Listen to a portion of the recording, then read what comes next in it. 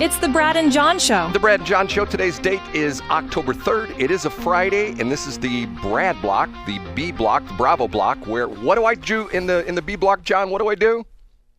It's time for Brad's Top 3. It's time for Brad's Top 3. You know, you're getting better at this. I think you're doing your perfect pitch exercises or something like that. I sure am. One more time for the ladies. We just talked over the ladies. Okay, let's do number 3. It's number 3. Okay, one of the things I do in my life is I help advertise, market, and promote businesses.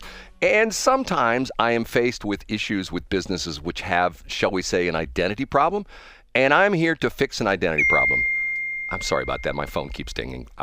There's a reason it does that. Okay, the identity problem is ICE, the Immigration and Customs Enforcement Bureau. Okay, they have not been very properly treated in the public life, especially the Antifa people, the Portland crowd, stuff like that. ICE is nasty. Okay, so here is Brad's suggestion, and this is a marketing thing. They need to just modify the name of their company or the name of their governmental organization by easily explaining where they do this. And where do they do their operations at, John? What are they? I have no idea. They are national. So in other words, their new term would be NICE, are nice. So that's believable. I like that. So instead of them having on the back of their plate carriers, their bulletproof vests and the whole bit, instead of it saying ICE police, it would say nice police, so that NPR could say things like, oh, the nice police came and escorted a couple of people out of the country who shouldn't have been here. Oh, they're so nice. Watch out for nice in Kansas City. Right. And we wouldn't have the mayor of Chicago saying, those ICE guys are terrible, because then he would be saying, those nice guys are terrible. And people go, okay, are they nice? Are they terrible? Get what I'm saying, John? I do. My only asterisk there is that knowing National Public Radio as we do, can't you picture Elaine Shaw, a typical Europhile, as saying, well, in France it's pronounced Nice.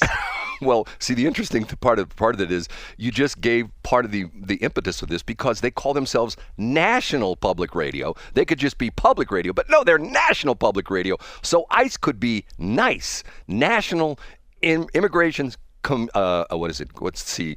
My mind's blanking. What's the C? ICE, Immigration Customs Enforcement. The nice police. Okay, John, what do you think about that one? Is that a good one? I think that's a 10 out of 10, Brad. It's brilliant. Okay, here's number 2.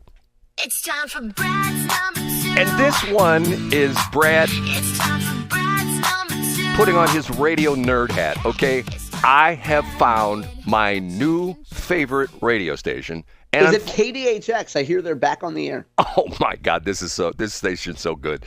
It's rebranded KDHX 88.1, and it's KLJT, and it's the rhythm of St. Louis jams. And John, I'm telling you, this has got to be a stunt, because there's no mention of God. They're not panhandling for money. It's nothing but late 70s, 80s, 90s, even a couple early 2000 dance EDM songs remixed. Almost last night I heard one of my all-time favorite songs. I heard Cher, Believe, in the disco version that I have never heard before. It was a complete remix. Wow.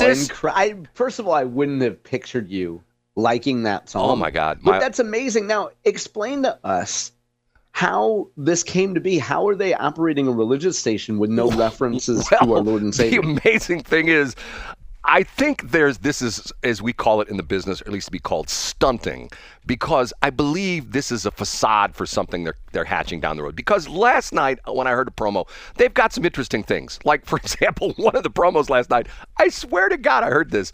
They said, the woman comes on, it's sort of like a Jack FM kind of format, or like what the Arch used to be, where you get the snarky guy comes on and say, yeah, we're the St. Louis station. Yeah, when you get a suntan, go down by the Arch, and you get that reflection off the Arch. Yeah, that kind of thing. They try to throw in a local angle. Right, okay. She says, there's lots there here in St. Louis. Hardly anybody's been up in the Arch, but everybody has boosted a Kia or a Hyundai. So I'm going like, okay, this is the religious people saying this, And it's these snarky little things interspersed. And the reason I think it may be for real, that this may be the format they're going to go to, is because they have an expensive jingle package that they bought. And knowing I get these guys pitching me jingle packages all the time for the radio stations, I would say this has got to be like easily a high 4-figure package, or maybe even a low 5-figure package. Like this could be like a $10,000 or $15,000 jingle package, and it's not necessarily. But they have the money, so why not? Well, spend but it, the right? crazy thing is, there's no mention of their other stations, no mention of God, no mention of Jesus, and the interesting part of it is they paid $8.75 million, and where did they get their money from? People who donated, believing in their Christian worshiping on Joy 90, Joy 99, and on the other station, Boost 95.5. So they've taken those people's donated money, bought a station way overpaid for the station, and they're doing nothing but playing devil's disco music. Because you know what happened during the disco era, John? Yeah, people did drugs. And they did lots of procreation, but it wasn't necessarily intended for procreation, if you get what I'm saying, John. Yeah. I mean, technically, procreation would be the establishment of a life. Right. But you mean a recreational simulation of the act. Yes, exactly, John. I get exactly. Now, let me ask you a real quick radio question. Yes. Wouldn't it be possible for the folks that own the station, like, is it possible they went to somebody else and said, hey, you guys operate this frequency for a while and just pay us X amount of dollars? No, it's them. It's definitely them. I mean, it's, really? Yeah, Wow. oh, yeah. Okay. But let me give you the credit. I'll give credit where credit's due. The radio people over there, I know Sandy Brown, not real well, but I worked with her years ago. They are really good at what they do. If you listen to Joy 99 and Boost, it's excellent radio. And more importantly, it's local. They have local people on the air there, local people making the decisions, local people recording, promos and imaging and stuff like that. I hand it to them in that respect, that it's not like EMF where it's K-Love, where it's the same thing. It's like McRadio. It's the same stupid programming, literally identical program all over the country on like 250 different radio stations. Okay, John, we have to move along here because we have a new wrinkle in Brad's top 3. I love it, Brad. Let's do it. Okay, ready for this? And Yeah. now, big finish, Brad's number. John, in the history of Brad's top 3, we have never done this before. My top 3 involves a phone call. A phone call. You ready, John? All right. One ringy dingy. And either I'm going to be real embarrassed by this or this is going to be a home run, John. Oh my God. If he doesn't answer, I'm going to be most upset. Your call has been forwarded to voicemail. The person you're trying to reach is not available. At the tone, please record your message. When you have finished recording, you may hang up. Michael, Brad Hildebrand, it's 7:30. I'm calling you. You're supposed to be on the air with me. Call me back, 314-280-8880, 314-280-8880. Bye. Do you know who that was? Oh, Michael Burton. Yes.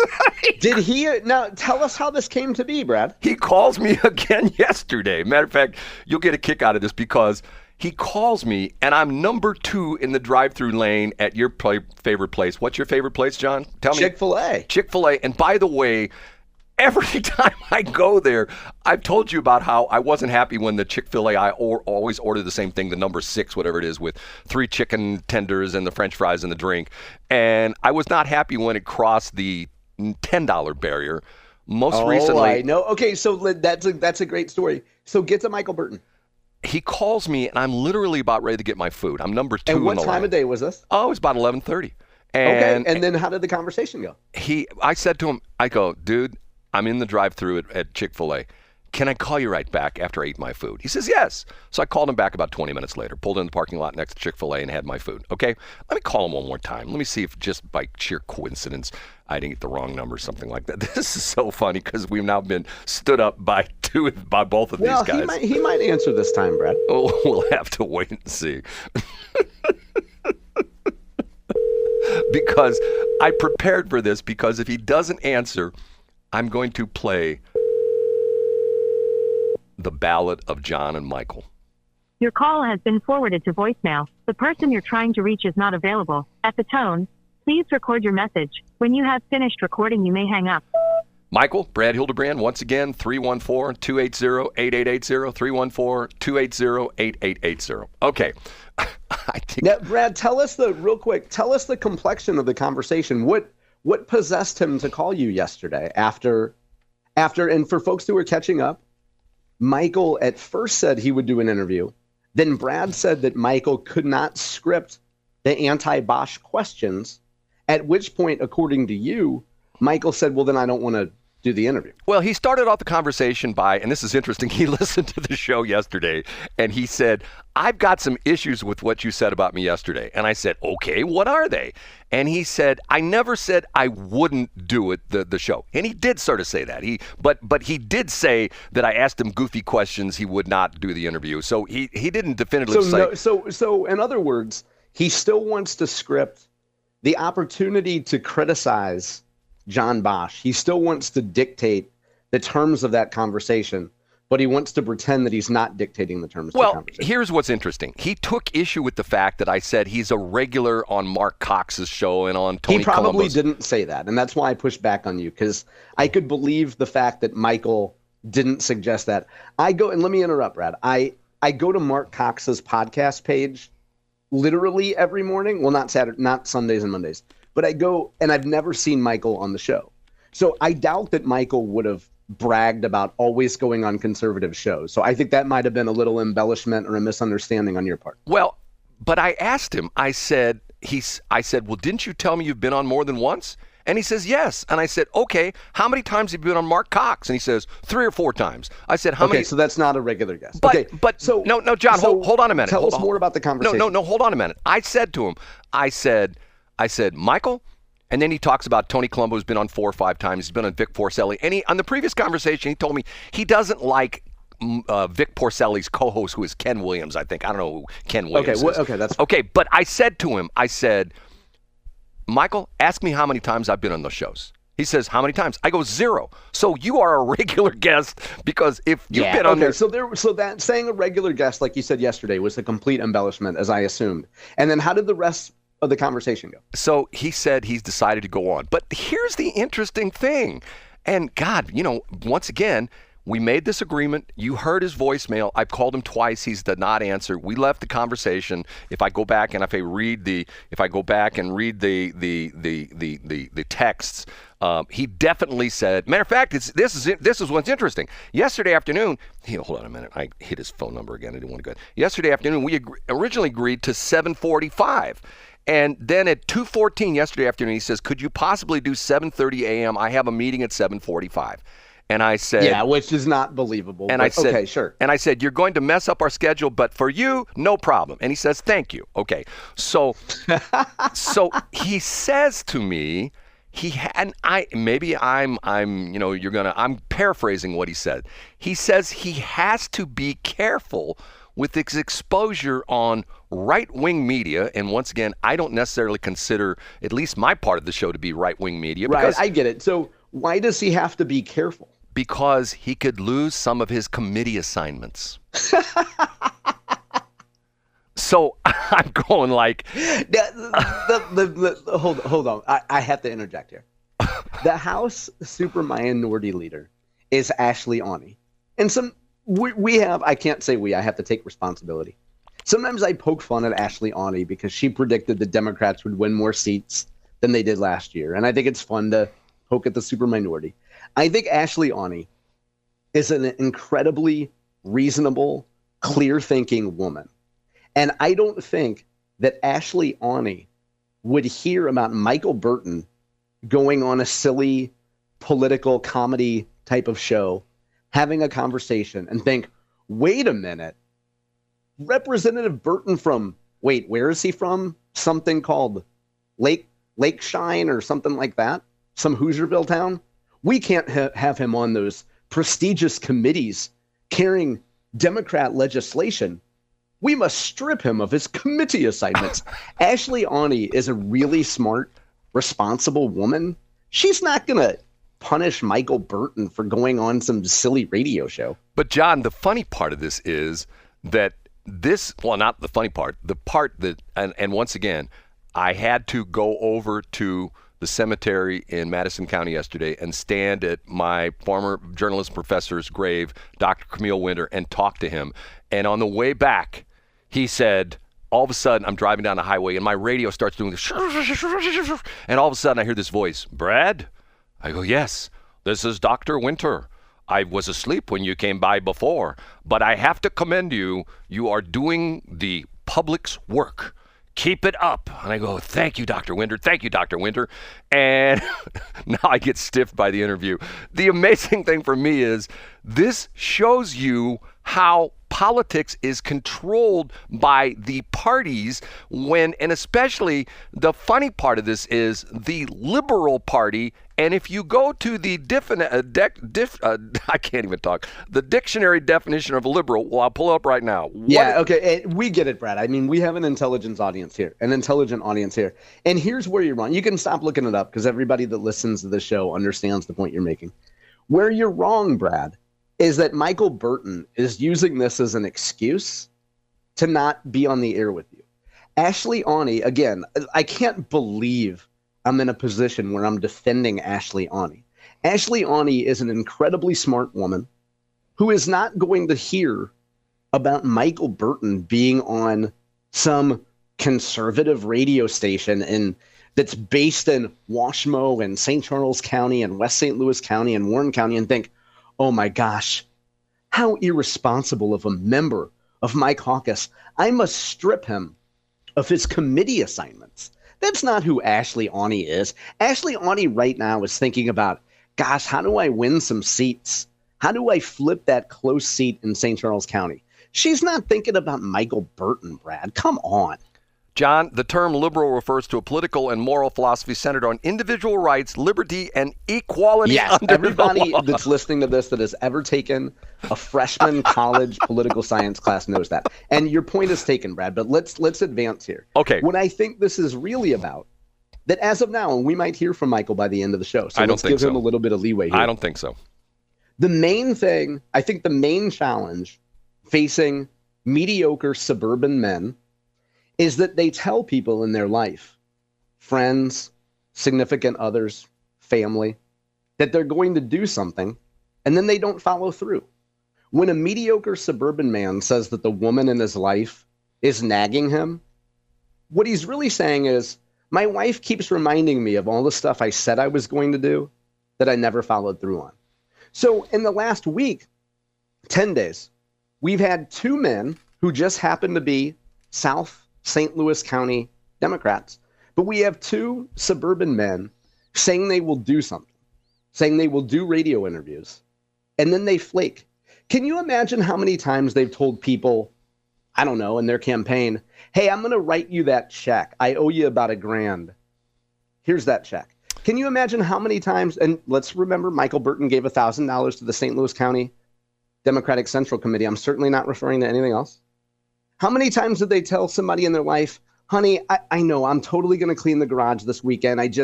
Football's on.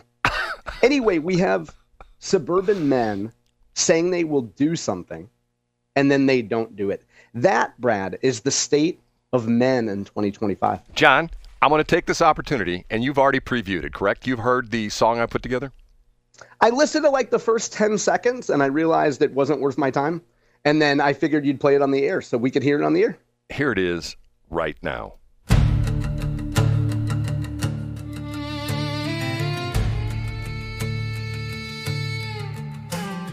John wore blue with a righteous grin.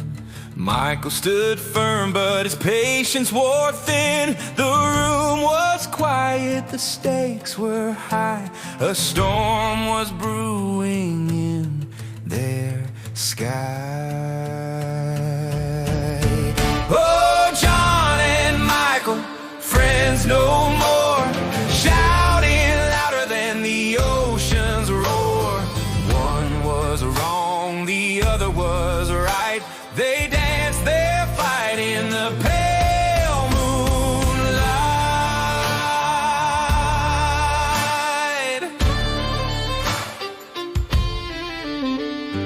Michael said taxes, John said war, each one guarding their sacred door.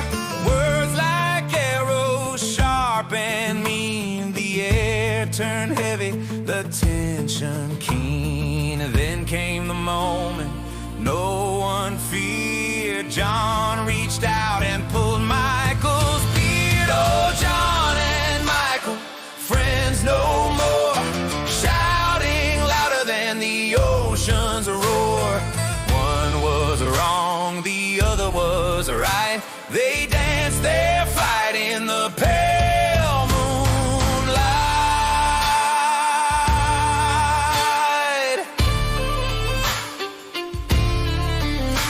The beer did fly, the crowd did gasp, a tug of pride, a broken clasp. Oh, politics, it cuts so deep, turns old allies into wolves that leap. Oh, John and Michael, friends no more, shouting louder than the ocean's roar. One was wrong, the other was right. They danced their fight in the pale moonlight.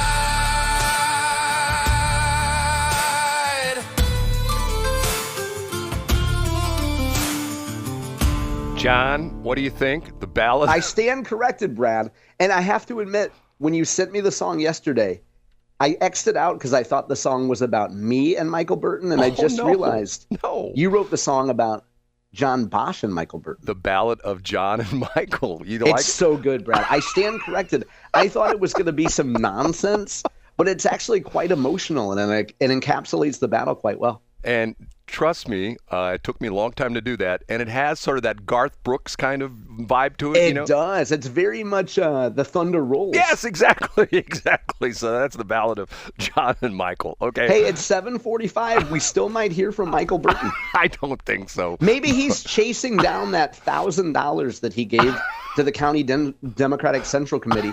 Maybe he's looking to settle his own debts. Right. And he needs that $1,000. Yeah. Okay. We have to take a break. John, I'm just going to ask you one thing. Was that the best ever Brad's Top 3?